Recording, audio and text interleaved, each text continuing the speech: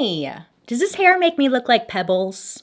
You know, Pebbles, Flintstones? I don't know if I like it. Hi, how are you today? I hope you're having a wonderful day. Happy Monday. My name is BaileySarian, and wow, I forgot my intro. Okay, my name is BaileySarian, and today is Monday, which means it's Murder, Mystery, and Makeup Monday.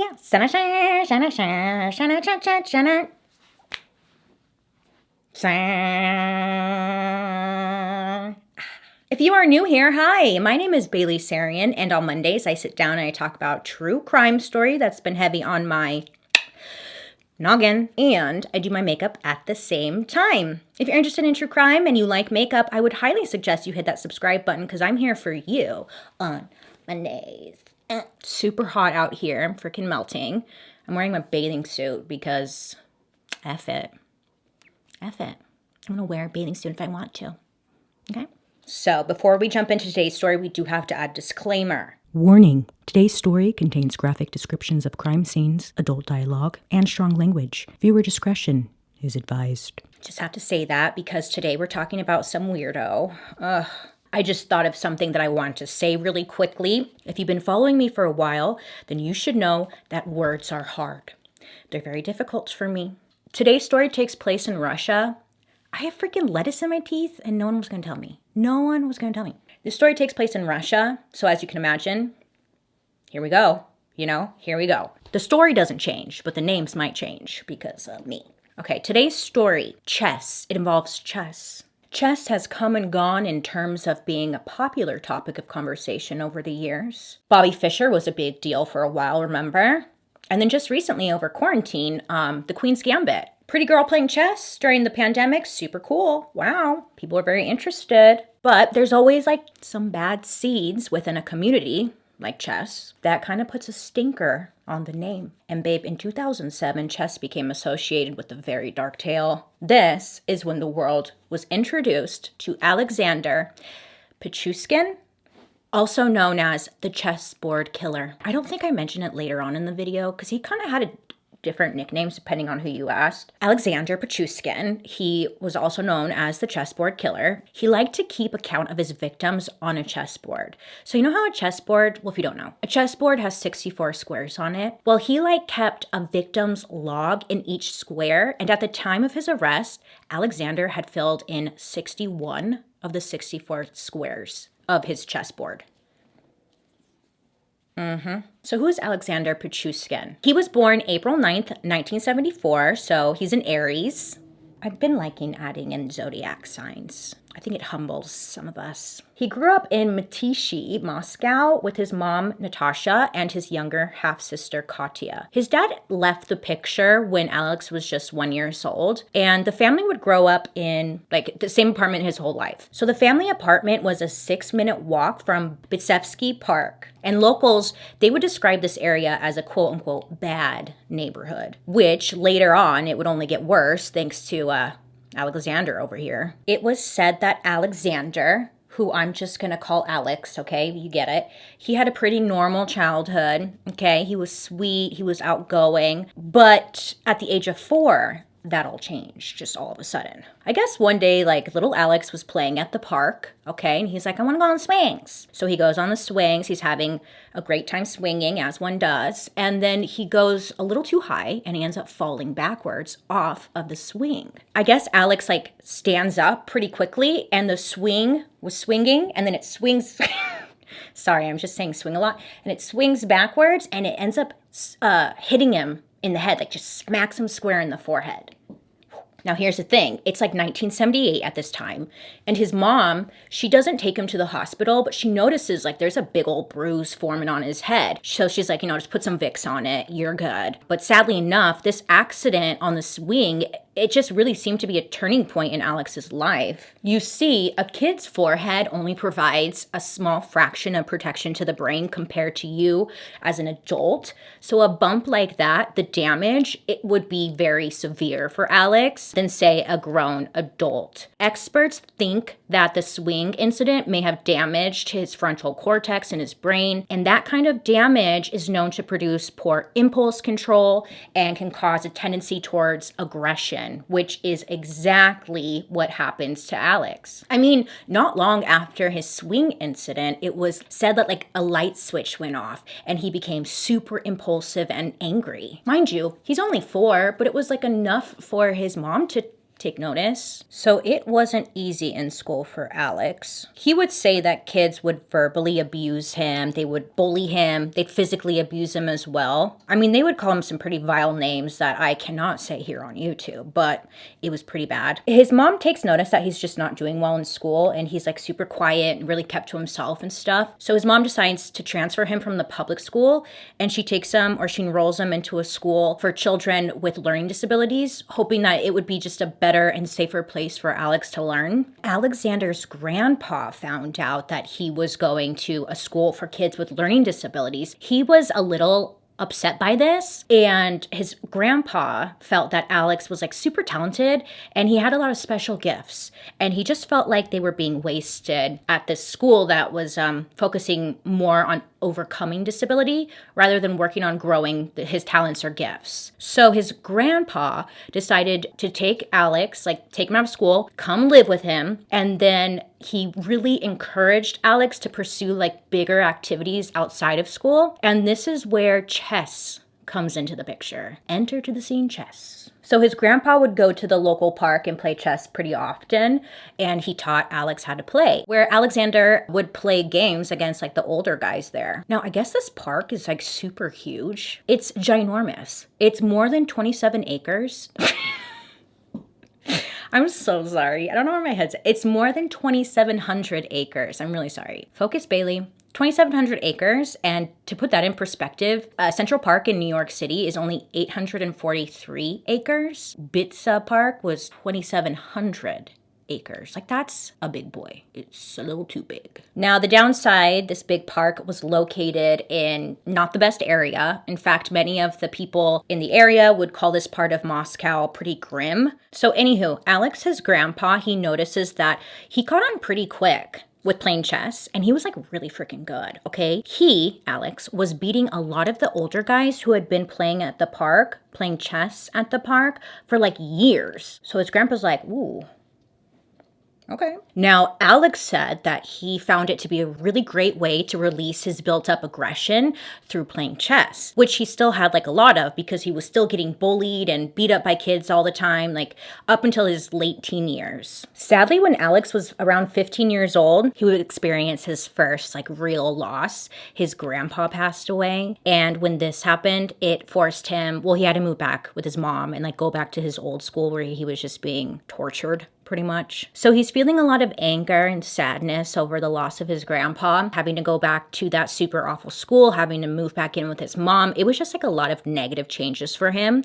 And this is when Alex decided to start numbing the pain by drinking a shit ton of vodka. So he would still go down to the park and play chess, but now he was joining in with the older guys and drinking a ton because they would be drinking a lot there. Alex noticed, or at least he thought, when he was drunk, he was like so much better at chess. He was like, I'm freaking amazing. And he's just thinking he needs to be drunk all of the time because he's freaking the chess god. I think when you're drunk, you always think you're better at something. But then if you ever look at pictures or videos of yourself when you're drunk, you're like, oh, I thought I was hot shit. I was definitely not hot shit. But again, because he has so much built up aggression, it just made him a really combative chess player. And he would eventually just dominate the circle of people he played with. Like, he was really, really good. That's what I heard, or at least what I read.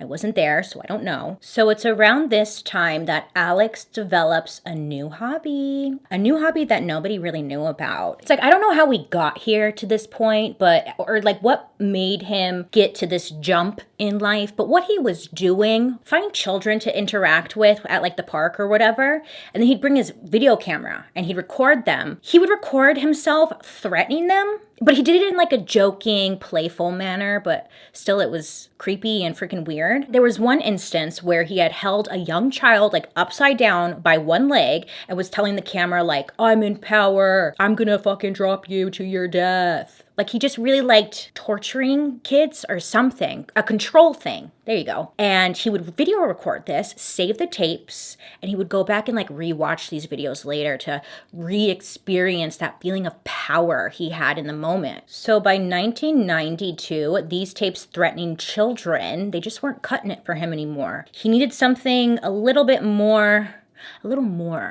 to quench his dark urges. This is where shit just gets real bad. Ugh.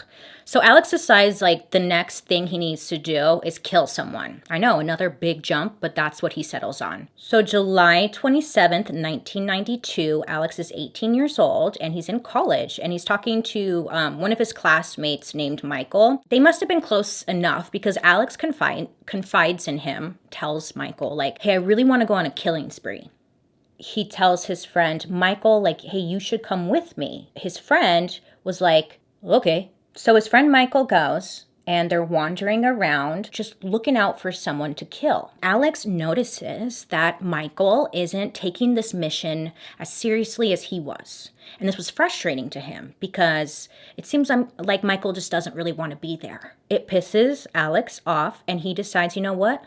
I'm gonna kill Michael. And guess what? He freaking does, okay? He bashes him in the head pretty damn bad, and Michael does indeed die. Now, it was said that something just clicked for Alex. He described the feeling of this murder to be like your first love. He felt magical. He had butterflies in his stomach. He's like, oh my God, like this is different. This is it. Police, they do investigate Michael's death, and they do end up questioning Alex, but like no charges were filed. Well, Alex said that same year he committed another murder. This time it was his ex-girlfriend his girlfriend at the time, her name was Olga. They broke up and she started dating one of his friends. So obviously this pissed Alex off. And so he's like, I'm gonna go confront him. He does just that. So he confronts his friend and he's like, I don't know, they get into an argument. He ends up pushing his friend out the window and it kills him. Alex was questioned by police, but this death was ruled a suicide. So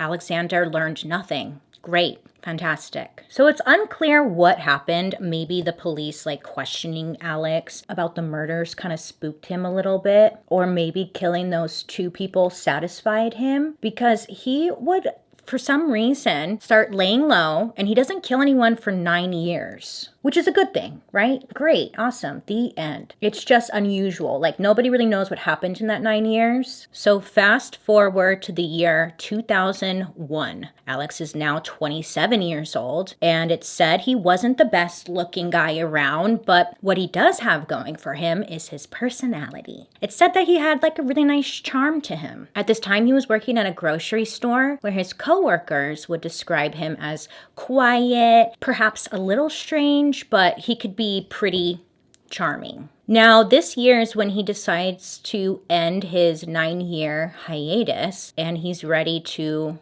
kill again. So Alex goes to his favorite spot at the park, and he plays chess with this guy named Yves. So they're playing for a while, they're drinking some vodka. Alex tells the guy like, hey, yeah, so my dog died, and I buried him in the park. Do you want to go see and like share a toast with me at his grave? Now, to be fair, his dog did die, okay, and I think he did bury his dog in the park. Not 100% sure.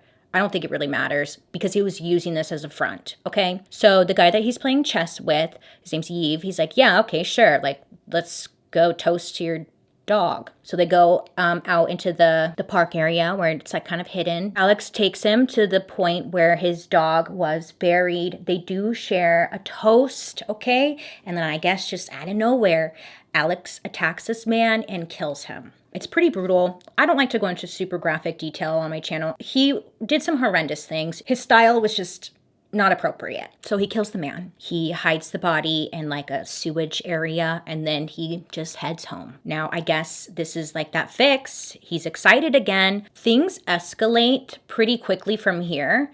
Over the next 8 weeks, Alex kills 9 more people, and then things kind of like calm down for a little bit. And then over fall and winter, he then kills 5 more people. So that's 14 people in a matter of months. Terrifying. And nobody, nothing. Nobody caught on. Nobody saw. It just doesn't make any sense. Now, the reason it's believed why nobody caught on is because Alex was targeting homeless people, elderly homeless people, mostly men, and he was luring them into the woods, offering them free cigarettes or vodka. And his go-to pickup line, I guess you could call it, was always like saying that he wanted company while he mourned the death of his dog. After drinking with the victim, he would then attack them and then throw them down the wells in the park that led to the sewers. Just awful. Alex would say that he would start his attack from behind in order to make sure that the victim was caught off guard, but also mainly because he wanted to avoid getting blood on his clothes. Thinking ahead, I guess. Sadly, because most of his victims were homeless at this time, there wasn't like a major urgency to help find those who were missing. And at the time, the police had a mandatory 3-day wait period before you could report someone missing, which is far too long. 3 days? They're long gone. Day 3, bye, gone. So that was their protocol at the time. It really worked in, I guess, Alex's favor. But people were coming in and reporting some missing. The cops just made little to no progress, and no one seemed to be making the connection that maybe these disappearances were related somehow. Time goes on. It wasn't even long until Alex was up to 20 victims. Mainly, they were the people that he played chess with in the park. Alex wants to switch things up a little bit, and then he starts to target women and kids now instead of just homeless elderly men. So on February 23rd, 2002, Alex tried to kill a woman named Maria. He was able to lure her into the woods with the promise of black market goods. I'm not sure what the black market goods were that he was offering, but it doesn't matter. He was able to lure her into the park. And when they finally got to an area where he felt like it was a safe place to be, no one's watching, he would attack her, hitting her head against a concrete wall before throwing her down into the sewer. And then he leaves, thinking that she's dead, because this is how he attacks all of his victims in the same way. The thing is, though, Maria was not dead. Good for freaking Maria. Maria was not dead, okay? She was not dead. And this girl, she is a champ. She is a real champion here, okay? She is able to pull through. She swam her way out of the sewer, and then she headed to the hospital. Mind you, her head's bleeding. She's half aware, incredible. This is upsetting, okay? Because she gets to the hospital. They could tell that the staff can tell that there's a problem. She tells them she needs to speak to the police, whatever. So they come out and they talk to Maria. Now, here's the thing. Maria, at this time, was living in Moscow illegally, and she didn't have any registration papers saying that she could live in Moscow. So when the cops came, they asked her for her paperwork. She didn't have any. She was afraid she's going to get removed. She's going to get kicked out. Now, the cops, for some sick reason, the cops told Maria if she stays quiet about her attack, then they'll overlook her illegal status, It's a little trade-off. So what does she do? She stays quiet. I don't know why they don't want to solve this. They're busy, I guess. That could have been the part where, I don't know, maybe police could have actually helped, you would think, maybe. Nothing, right? So Alexander, he continues to go on and kill 3 more people in the next 2 weeks. I know. What the hell is this guy doing? I don't know. How does he have the time? He's literally fearless. That's what's spooky. Alex was attempting to go after a 13-year-old boy. This 13-year-old boy was able to escape Alex's attack. Yeah. So same as Maria, this 13-year-old boy, he takes off. He's able to get away. He goes running straight to police. And he's telling the police, you have to help me. This man just attacked me. He's trying to kill me. But the police tell him that he needs to go home because he smells of booze and cigarettes. They believe that this kid's probably lying, or they're threatening to arrest him because he's drinking and smoking. He's not supposed to be drinking and smoking. He's only 13. Again, I don't know. The police seem to be super busy or something because they don't want to solve any mysteries. Why? There's a lot of people dead at this point. I don't know what they're doing. This poor little boy, not only did he escape death, he runs to police thinking oh, they're going to save me. They're going to help me. Nope. I couldn't imagine. I could not imagine how frustrating that would be. But get this, it doesn't end. The boy goes home, right? Super traumatic experience. And then a week goes by.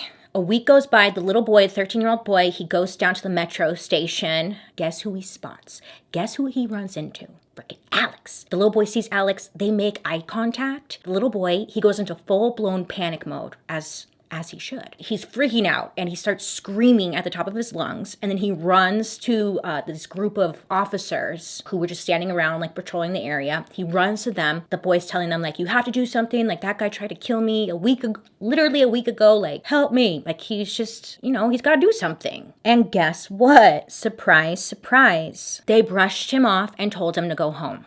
They didn't do a single thing for him. I don't know why. I don't know. It's like the police just can't be bothered. I mean, things could have ended right then and there. More and more people start disappearing. The families start getting together of those who are missing, and they're talking. And they're trying to put the pieces together and see, like, what do we all have in common?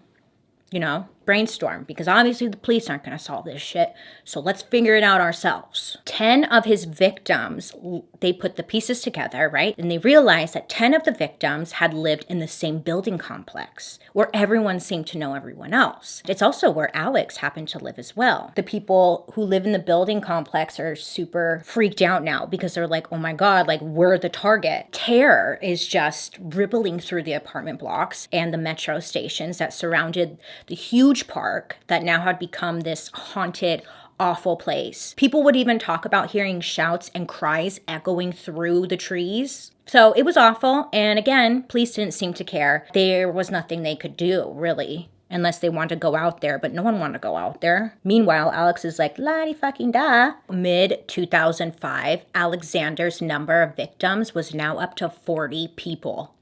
Oh yeah, but Alex is getting a little bored. He's getting a little bored. It's just not as satisfying as it used to be. So he's like, you know what? Maybe I should try and like change my approach, change my technique a little bit, make it fun again. So he does just that. Instead of hiding the victims' bodies in the sewer, where he was putting majority of them, he decided to just like leave them out in the open. It's kind of a good thing, but not really, but kind of, because finally, because he's leaving them out in the open, finally, the cops are taking notice. And the fact that one of the victims was a retired police officer. Of course. Only now does it matter. So, after 40 victims, they're like, hey, maybe something's going on that we should investigate.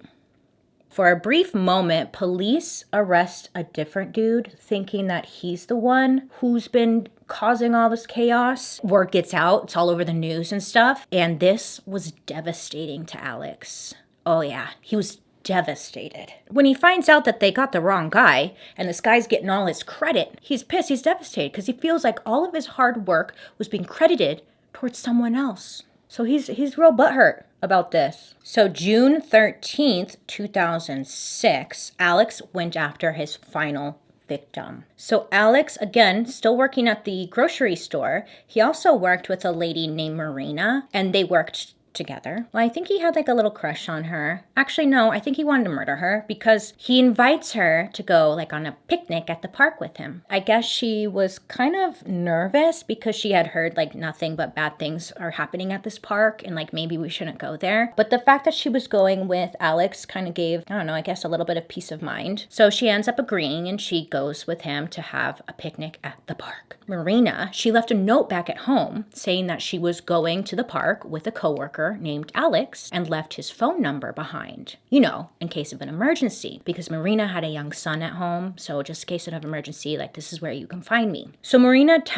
at some point tells Alex, like, yeah, I left behind, just in case of an emergency. And it makes Alex very uncomfortable. And he kind of doesn't know, like, what should I do? Should I still kill her or not this time? So he's like really thinking it through. It's going back and forth in his mind. What's my best move here? And I know what we're all thinking. Don't do it. Alex, he's decided, you know what? I can't let this one go. And sure enough, he decided to sadly kill Marina. Well, when Marina didn't come home, what do you think happened? The police were called. They were informed that she was supposed to go out with a coworker named Alex and that she hadn't been home that night. But they had his name and phone number, so they gave it to police. Once again, police, they're just different out there, I guess. They're just more slow. Police went looking for surveillance footage from the metro system, which they find footage that showed Marina walking with Alex the day that she went missing. And they're like, fucking bingo. Now, again, I guess police just work different out there or something, because instead of like going after to arrest Alex,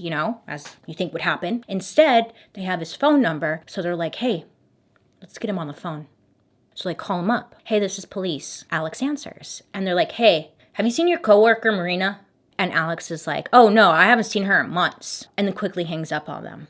Very different out there. Very different. They're lucky he didn't make a run for it, because that's the first thing you think would happen, right? And then get this. This is the dumbest story I've ever read. Okay? Because again, police work different out there or something. 2 days go by. 2 days. And then finally, in July of 2006, police show up at Alex's apartment and they arrest him. 2 days. He had 2 days to get away. I mean, not that he should get away, but you know, come on. So they take him and they ask him some questions, you know, interrogation. The police end up showing him surveillance footage from the metro system where he's walking with Marina. And that's when Alex just started to talk. He tells the police, like, I purposely outed him myself, so there's no reason that the cops need to take credit for catching him. He was like, I'm a professional and I purposely was being sloppy so you'd catch me. So don't pat yourself on the back, and I don't want to see anything in the media about police catching me. I gave myself up. Honestly though, at first I was like, oh my god, he's so cocky. What a douche. But he's kind of right. They sure as hell did not deserve any type of credit. Sorry. But he's making sure like the cops know this, because he's like, I won't want any news reports saying that you guys caught me.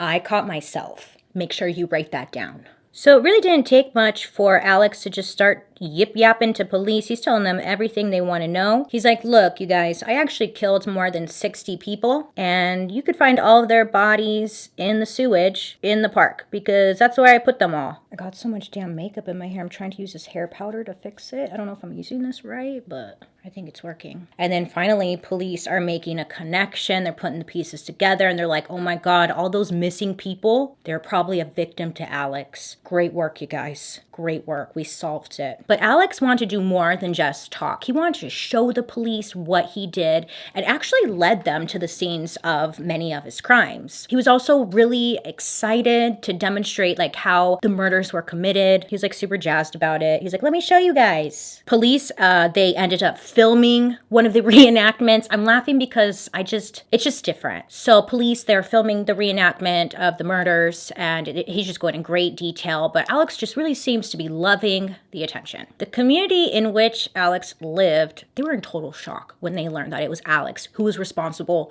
for all of those who were missing. Again, it was a pretty tight-knit community, and his neighbors always saw him as like really calm and just a really quiet guy, and just he was always by himself. It seemed like it actually hurt the neighbors in the community more that the killer ended up being someone that they knew versus someone that they didn't know, because it was like they knew him. They were so close. It couldn't be him. Do you know what I'm saying? Alex told police that he got a sexual satisfaction when he killed. Sometimes he would like get off when he was doing it. It was said that the way he talked in great detail about his attacks, it was again like a man talking about falling in love. Ew. So Alex, his trial started on September 13th, 2007, and it would last for around 46 days. There were a couple things during the trial that were memorable, I guess, for the lack of a better word. First of all, Alex was kept in a glass cage during the trial for his own protection. Just like another well-known serial killer in Russia, Andrei Chikatilo.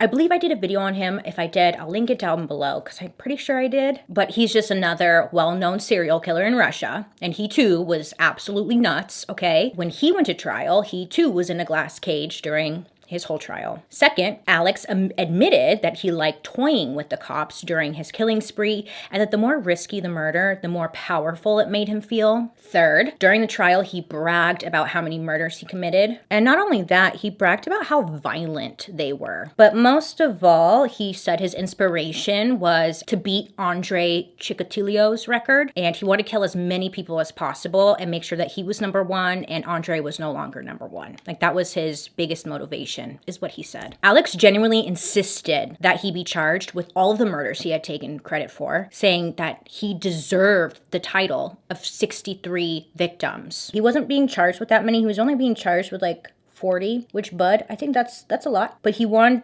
credit for 63. So after 3 hours of the jury deliberation, Alex was convicted on November 24th, 2007 for only 49 murders and 3 attempted murders. He got sentenced to life in prison. Now, like many other murderers we've talked about here on Murder, Mystery, and Makeup, Alex also has some fans.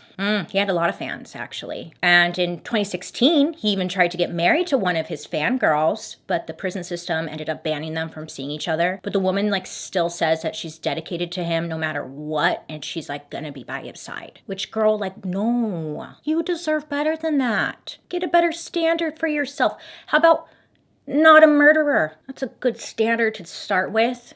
Get better idols. There's so many good people out there in the world who have done great, inspiring things. I don't know, pick someone who went to the moon. Great. You know, like, come on, you could do better. That, my friends, is the awful story about Alexander Pichushkin. Freaking horrible, horrible, disturbed little man. He's still alive, and he's still creepy as hell. Well, he is creepy as hell. He looks...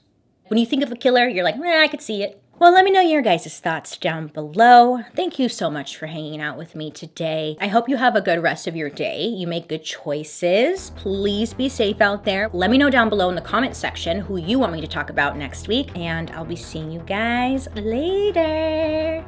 Bye.